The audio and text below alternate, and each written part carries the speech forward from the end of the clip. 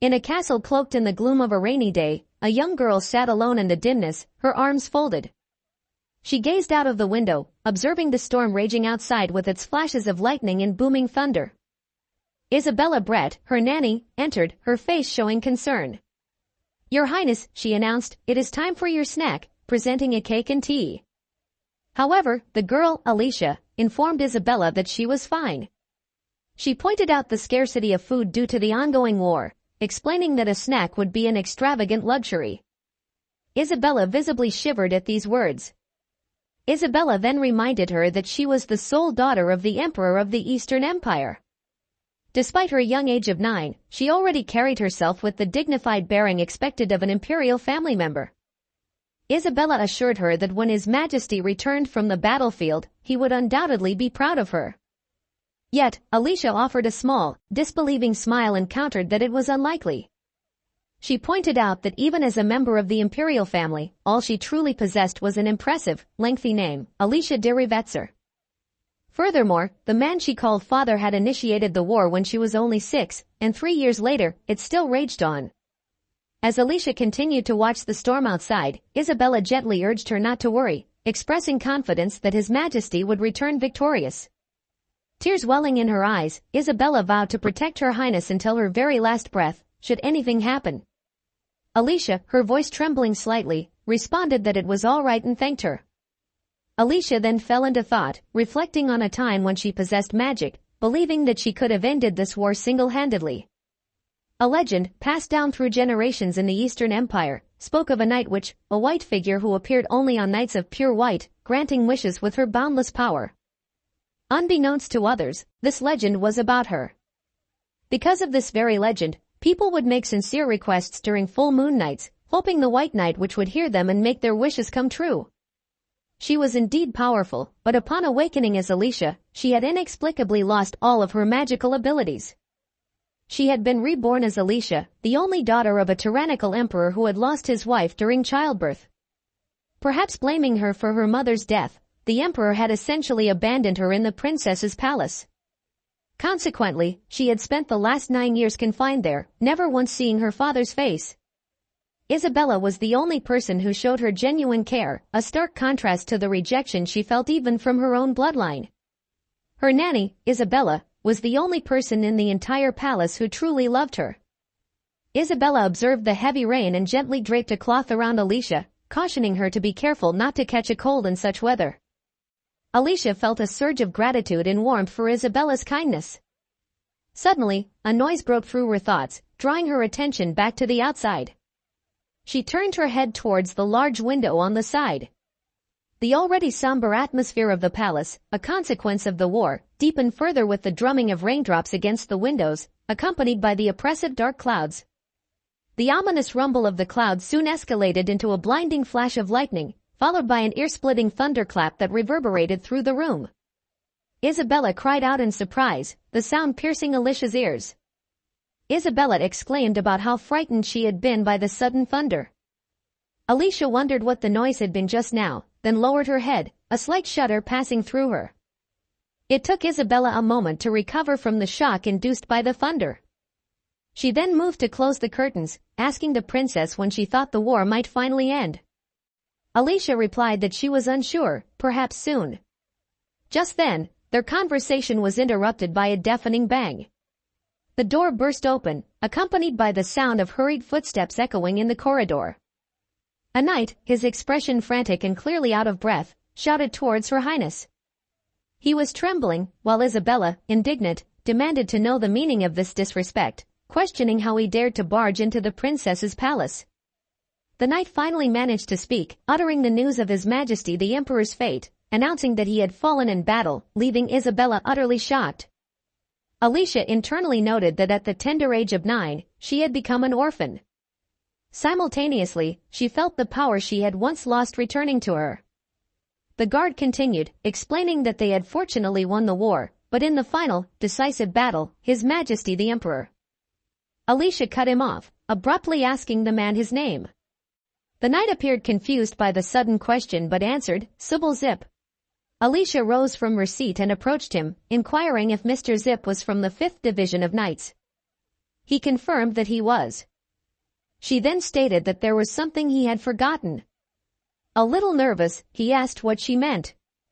Alicia declared that regardless of the urgency of the situation, barging into the princess's chambers without even seeking permission was unacceptable. She questioned in what country such behavior was considered appropriate. The guard's face drained of color with fright, and he wondered if the princess had always been like this. As she started walking towards him, he visibly panicked and quickly dropped to his knees, profusely apologizing. Alicia remarked that just because she was a princess confined within this palace, it did not give him the right to look down upon her. She then swept past him, with Isabella trailing behind in stunned silence. Alicia thought to herself with a hint of glee that now, with the emperor's sudden demise, and with no other children or nurtured heirs in the picture, given how events had unfolded, she saw no reason why she shouldn't aim to become the empress. Isabella, meanwhile, ran desperately after her, repeatedly asking where she was going. The palace was thrown into complete chaos by the unexpected news of the emperor's death. Ministers were in a frenzy, urgently demanding that they decide on the succession to the throne as quickly as possible. The late emperor himself had ascended to power at a young age, notoriously eliminating all of his blood relatives with his own hands. Consequently, there was practically no collateral line of succession that could inherit the throne. This situation caused even greater turmoil, as no one had anticipated that the emperor would go to war and actually die. The conference room devolved into pandemonium as ministers raised their voices, engaging in heated arguments amongst themselves. Suddenly, a loud bang echoed through the conference room as the door was forcefully opened open with a final, echoing scream, abruptly silencing the chaotic debate as if a bucket of ice water had been thrown over the room. Through the cloud of dust stirred up by the door's forceful entry, a clear voice cut through the stillness. "Why are you searching so far afield when I am right here?" the voice inquired. Though spoken softly, it held an undeniable air of majesty. It was unmistakably the voice of a young girl. Emerging calmly through the settling dust was a small figure, a girl with radiant silver hair and striking pink eyes. A ripple of unease spread through the conference room at the sound of this unfamiliar voice, heard for the first time. Confusion etched upon their faces, the ministers shifted uncomfortably until one, turning towards the central dais, demanded to know who dared to occupy Her Majesty Alicia's seat. There, in the emperor's usual place, sat the young girl, legs crossed and arms folded, an air of regal arrogance about her as she silently scrutinized their bewildered expressions. These were faces she was indeed seeing for the very first time. In the ensuing silence, a minister's voice boomed, ordering everyone to look at her hair. He pointed out the unmistakable silver, identical to Her Majesty's, and even those pink eyes, an exact match. He stammered, a dawning realization in his voice, asking if it could possibly be Princess Alice. Alice responded with a hint of sarcasm, asking if they were only just now realizing it. Observing their clearly displeased expressions, she inquired, "What is the problem?" A man slammed his fist on the table in disgust, his voice rising in anger. He declared that a woman as emperor was utterly unacceptable, and furthermore, she was merely a princess in name, having been confined to the princess's palace her entire life. He challenged how a princess who had never ventured beyond the palace walls could possibly become empress, his tone laced with scorn. With unwavering firmness, Alicia questioned which family he represented. The man visibly shuddered, asking her to repeat herself. She simply reiterated her question, demanding his name, plunging the room into stunned silence. A hushed whisper broke the quiet, someone remarking if she wasn't only 9 years old. Another voice murmured in response, noting her remarkable spirit for such a young age. The man, recovering slightly, retorted that he was the Marquis of the Perron family, his tone now laced with defiance. Alicia, unfazed, questioned if that was the extent of his thinking, implying that for a Marquis, his judgment of the ministers who served the empire was disappointingly low. A visible tremor ran through the assembled nobles. It seemed Her Majesty's assessment struck a nerve. Alicia pressed on, asking if being a confined princess somehow negated her imperial bloodline, and if they were, in fact, seeking a puppet emperor they could manipulate. The panicked Marquis stammered, vehemently denying that was his intention. Alicia thought to herself that they were completely overwhelmed by a mere 9-year-old child. Their desperation was palpable. Just then, Arnold Ertl, representing the Duke Ertl family, stood up. He addressed her respectfully, greeting Your Highness Princess. He stated that their concern was singular, her ability to bear the immense burden of the emperor's position. He elaborated that immediately placing a princess with no proven capabilities on the throne, especially amidst the ongoing war and widespread regional damage, seemed irrational. They needed someone capable of swiftly addressing these pressing issues. Rising to her feet, Alice inquired if he was questioning her qualifications to be empress. He confirmed, asking if she could demonstrate her suitability for the role. She responded that it would be no difficult task. With a light snap of her fingers, magical power in the air coalesced around her, creating a gentle, subtle breeze. Suddenly, Arnold began to float upwards, a look of fear spreading across his face. He stammered, asking what was happening. Alicia simply stated that he could now witness with his own eyes and then inform the others himself. In an instant, the scene shifted dramatically. Silence descended once more, the ministers frozen, staring at a point in empty space, unable to utter a word. Alicia had teleported herself and Arnold to another location. The ministers' faces slowly turned, one by one, in utter shock. Everyone was speechless. One finally broke the silence, asking if teleportation magic could be cast so swiftly. Another exclaimed that it was impossible, that he had never witnessed or even heard of such a feat, yet another commented on the impressiveness of wielding such high-level magic without even a single magic circle, wondering if there had ever been a wizard of such talent in history. One minister remarked that while the emperor was not a magician, his majesty had reached the level of a swordmaster at the same age. Another added, in astonishment, that she even resembled him at that age.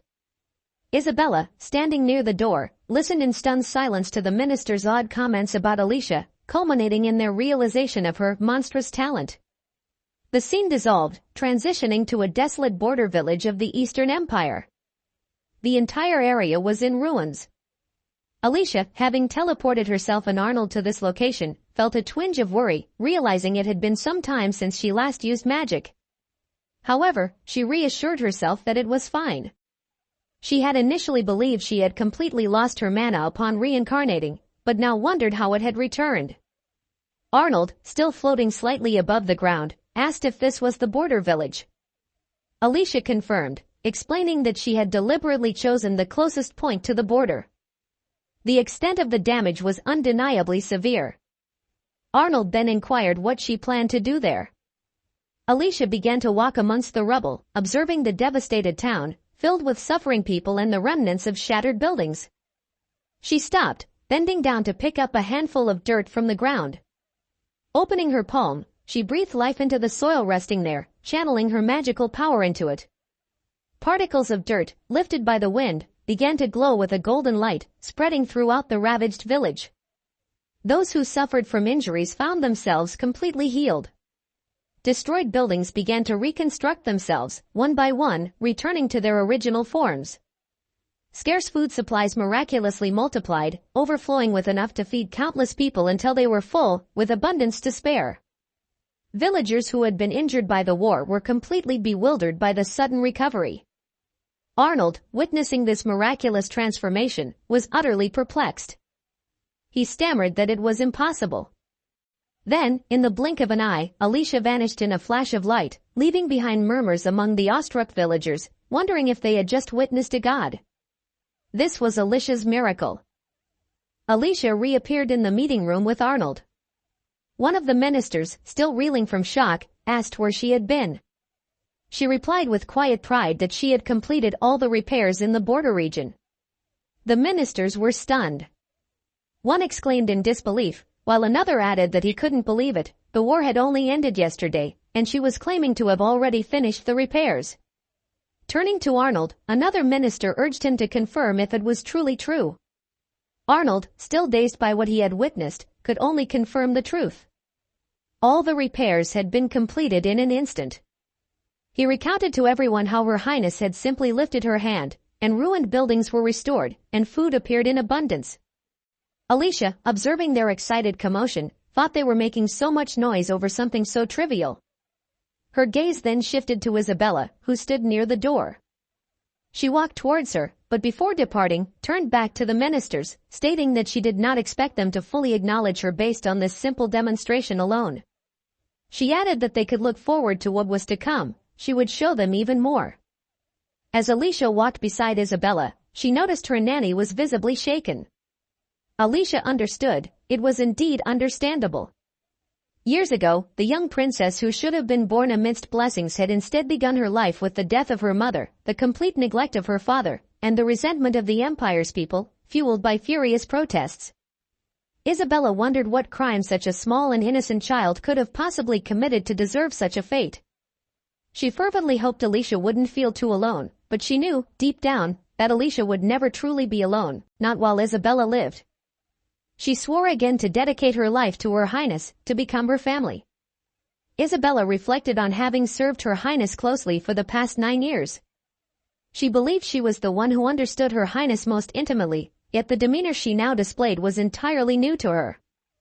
Isabella was left questioning if this was truly the princess she had always known, wondering if Alicia had purposefully concealed her abilities all along. The thought even crossed her mind if Her Highness was not simply an ordinary human being. However, her train of thought was interrupted as Alicia, sensing her nanny's inner turmoil, gently took Isabella's hand and offered a warm smile. Alicia remarked that Isabella was undoubtedly quite taken aback and was about to explain the extraordinary events that had just transpired. However, Isabella interrupted her with a gentle smile, her gaze drifting towards the window. Isabella remarked on the welcome sight of the sun, the first sunny day in what felt like ages, inviting Her Highness to observe the pleasant weather. Alicia concurred with Isabella's observation, returning her smile. As Isabella looked at Alicia, she resolved that regardless of Her Highness's true nature, she would remain steadfastly by her side for as long as she lived. Alice understood Isabella's unspoken vow and offered a silent, heartfelt thank you. Alice calmly reflected on the changes since that day. From that day forward, deference was shown to her by everyone. They moved swiftly to restore the dilapidated imperial palace. Not only that, but her formal imperial education commenced in earnest. Having never received such instruction before, she had to rapidly absorb knowledge across all disciplines, a task that would have overwhelmed any ordinary child. However, for Alicia, it posed no challenge whatsoever. A knock sounded at the office door. At Alicia's permission, a man named Sunil entered, offering a respectful greeting. He had been appointed as the Emperor's aide at the young age of 17 and had served alongside him for an impressive 7 years. Alicia mused that surviving under the notoriously grumpy and meticulous Emperor without losing one's sanity was an achievement in itself. Sunil stated that, as per her instructions, they had ensured the news of His Majesty's death had not been leaked to the outside world. Alicia considered that with imperial authority still fragile, allowing news of the Emperor's demise to spread would only create further instability. She affirmed his actions, stating it was prudent to avoid unnecessary complications, and considered that the funeral would be postponed for as long as possible. She inquired if Debian had arrived, and Sunil confirmed that the academic was already waiting in the reception room. She noted that he was early for once and instructed Sunil to send him in. Debian Broke, a noble wizard from the Magic Tower and her instructor in magical studies, entered. Alicia inquired as to what brought him there at this precise moment. For the first time, Debian expressed offense at her question. He declared that he always dedicated himself wholeheartedly to her lessons, and that day he had brought a magic formula. Alicia examined the formula and requested he explain it, implying he wasn't truly trying to teach her by presenting it, but rather seeking ready-made answers, asking if that wasn't the case. He retorted, questioning how she could assume he would dare to instruct Her Highness. He then requested she provide him with the answer. However, Alicia promptly set the formula paper ablaze, leaving him to cry out in despair. She ignored his dramatic reaction, knowing Debian well enough to expect he had a backup. As anticipated, he produced a copy, asking if this demonstrated how seriously he took their lessons. Alicia instructed him to hand it over and began to swiftly provide the answers while he watched with hopeful anticipation. Thinking aloud, she remarked that the Emperor had been quite talented, asking if Debian agreed. He affirmed that His Majesty was indeed one of the few sword masters in the world. Yet, she pointed out, even such a powerful man had perished on the battlefield. Debian agreed, stating it was no wonder his death had plunged the empire into chaos. Debian mentioned he had heard that the enemy king had employed black magic against the emperor. According to his sources, during His Majesty's final battle, a massive wave of black magic had been directed at him. A sudden, immense explosion had engulfed the area. Alicia questioned this detail, and Debian elaborated that when the dust had settled, there was nothing left where His Majesty had been, nothing at all. A search party had been dispatched, but they had found no trace of him, leaving them with no choice but to presume him dead. Alicia reflected that regardless of his swordsmanship, he was ultimately just human.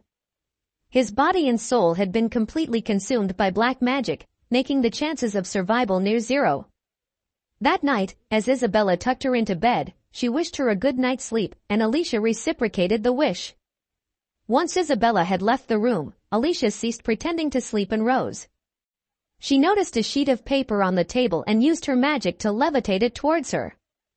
She felt a pang of guilt towards Isabella, but since declaring herself empress, she had real responsibilities. Her attention turned to the series of child disappearances. Something about this case felt deeply unsettling. She read the report detailing the serial disappearances of children vanishing one after another near the imperial palace.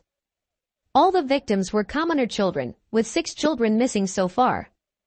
She noted that it was already very late, and typically dangerous for a child like herself to be out and about, but a mischievous smile played on her lips as she thought it was also the perfect time for a child to be kidnapped. She then opened a portal of teleportation and stepped through. Alicia teleported to a deserted, silent alleyway. She began to cast magic, murmuring that it seemed she would have to use this method. Creating a ball of light, she released it, and the light began to move in multiple directions, searching for the missing children. Following her instincts, she directed the light further inward until it finally revealed a group of children locked behind bars. A delighted smile spread across her face at finding them. She immediately conjured a gate of teleportation. Alicia arrived floating and bathed in light where the children were imprisoned. The children were awestruck, and a boy with bright, hopeful eyes asked if she was an angel. Alicia gestured for him to be quiet and assured him she would get them out. Alicia descended to the floor and surveyed the scene. She recalled the report stating 6 children were missing, wondering if the kidnappers had captured more in the interim. She used magic to unlock the bars, musing if they were planning to use these children as slaves. Suddenly, 2 men appeared, rushing in and demanding to know what the loud noise was. They noticed the open bars and then Alicia. One man yelled, demanding to know how she had gotten in. She simply snapped her fingers, magically binding them, and they began to scream, demanding to be released and questioning what was happening. Ignoring their protests, Alicia turned to the children and instructed them to leave, asking if they didn't want to go home. The children remained hesitant. She inquired what was wrong. A girl raised her hand, explaining that they didn't know the way back. Alicia sighed heavily, then snapped her fingers again, teleporting everyone, including the kidnappers, to another location. She created a magical arrow of light and declared that if they followed it, they would all find their way home, asking if that was sufficient. The children nodded in confirmation. All the children held hands and followed the arrow as they waved goodbye to Alicia. She reminded them to be careful on their way. Alicia mused that it wasn't even that dense of a forest, wondering why the residents hadn't been able to find the children and if someone was deliberately covering their tracks. The next day, at the meeting with the nobles, one minister inquired if it was true that the princess had resolved the series of missing children cases. Another exclaimed, asking if the individuals now imprisoned underground were indeed the kidnappers. With a chuckle, Marquis Arnold confirmed it was exactly as reported, but they were still being interrogated as it appeared someone was orchestrating them. Another man turned to the Marquis and asked what he found so amusing. Marquis Arnold countered, asking why he shouldn't be pleased. Her Highness had resolved a significant problem for them. Another man slammed his hand on the table, rising to his feet and declaring that since the war, the empire had been unstable, but now the princess herself was taking control of the situation, asking if this wasn't extraordinary. Another noble agreed, questioning if this wasn't sufficient proof of her capabilities. However, others remained somewhat apprehensive. The enthusiastic man continued, proclaiming that the empire was ready for a new sun to rise. Meanwhile, in the underground prison where the kidnappers were held, Alicia stood on the other side of the bars, instructing them to start talking. She inquired if their sponsor was connected to illegal slave traders. One of the criminals feigned ignorance, claiming to not know what she was talking about.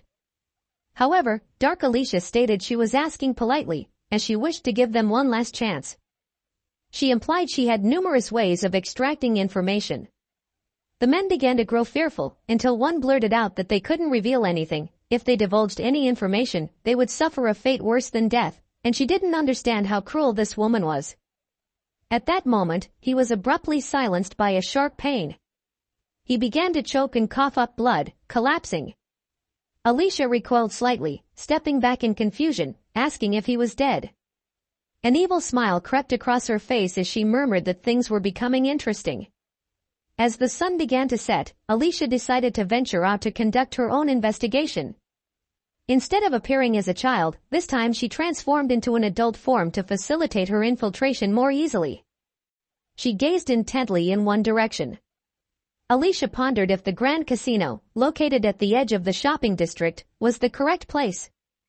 She recalled the kidnapper's memory suggesting a clandestine auction, a hub for the illegal slave trade, operated within the casino. She questioned the motive behind concealing such an operation from the imperial family.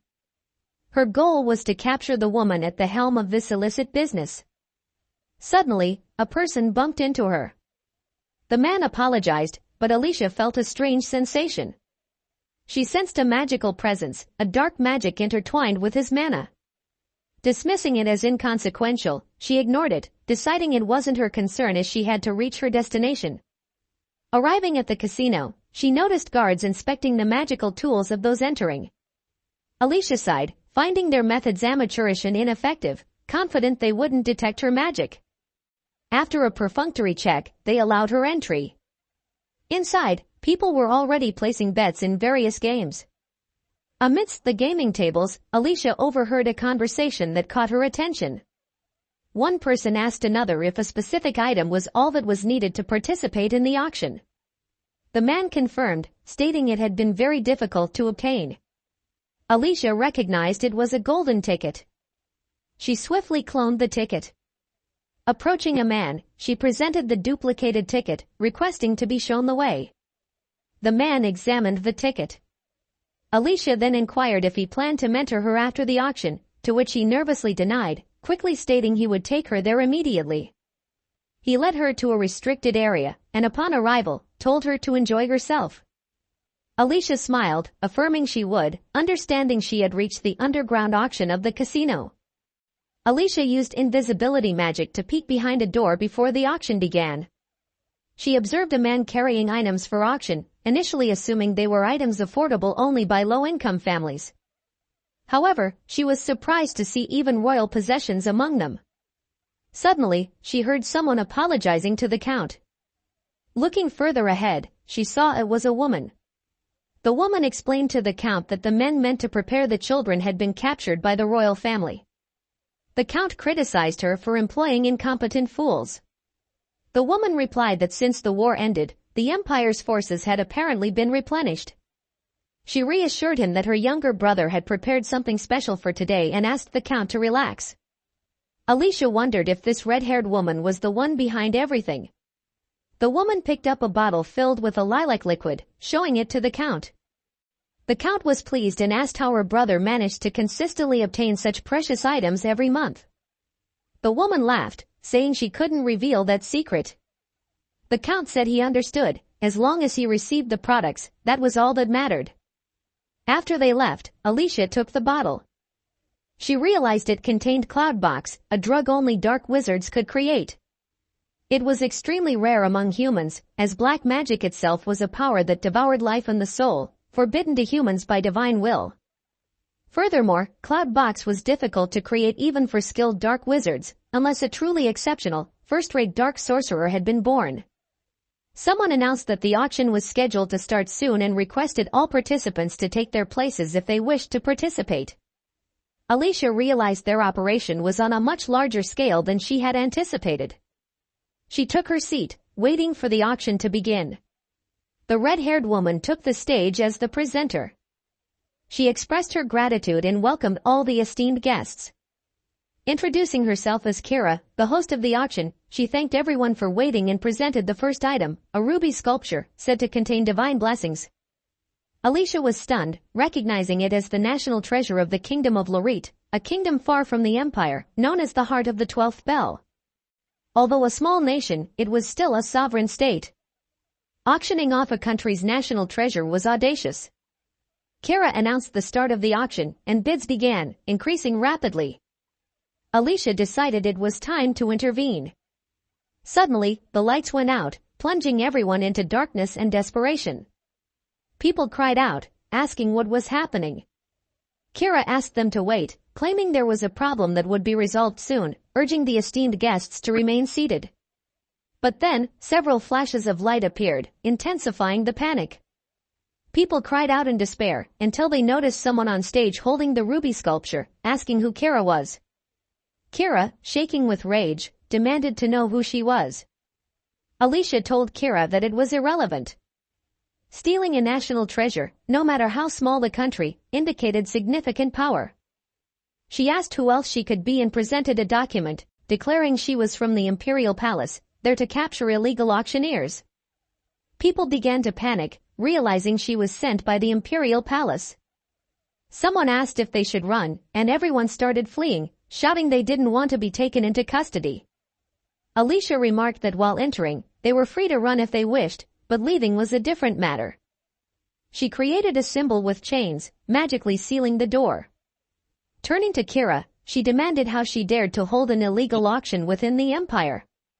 Kira remained silent. Suddenly, the Count pushed through the crowd towards Alicia, commenting on her youthful appearance at first glance and accusing her of pretending to be from the Imperial Palace to disrupt the auction.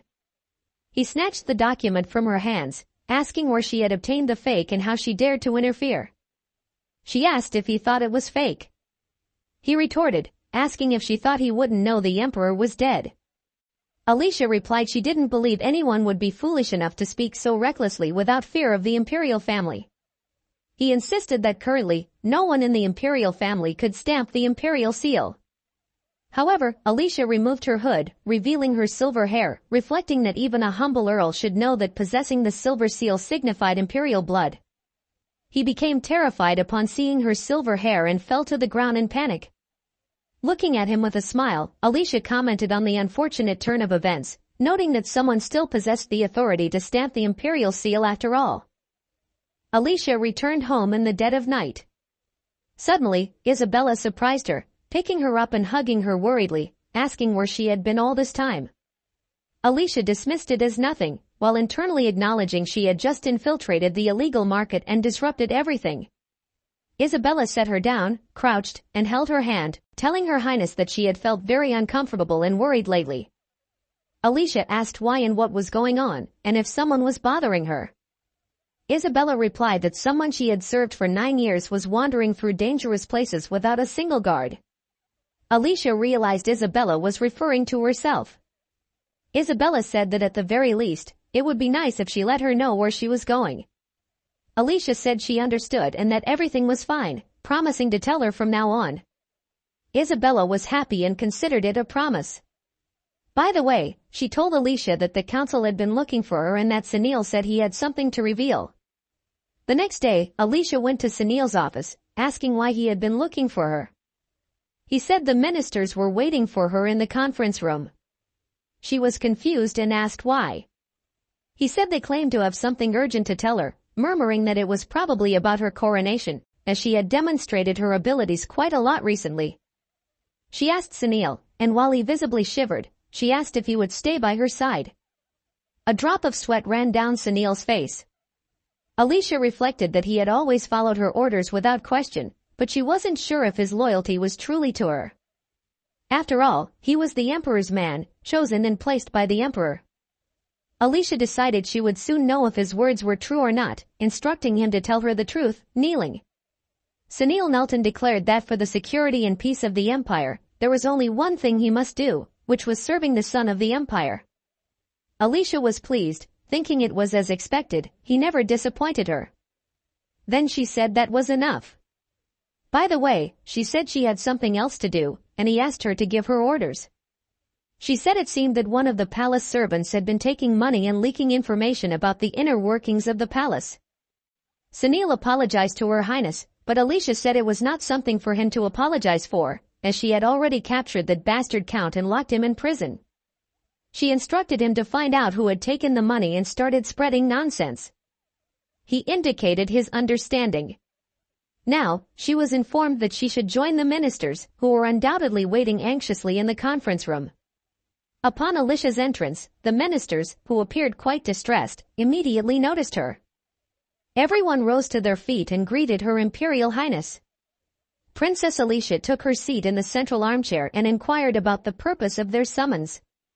One of the men began to speak, expressing the imperial minister's hope that a new sun would brightly illuminate the empire, which had fallen into darkness.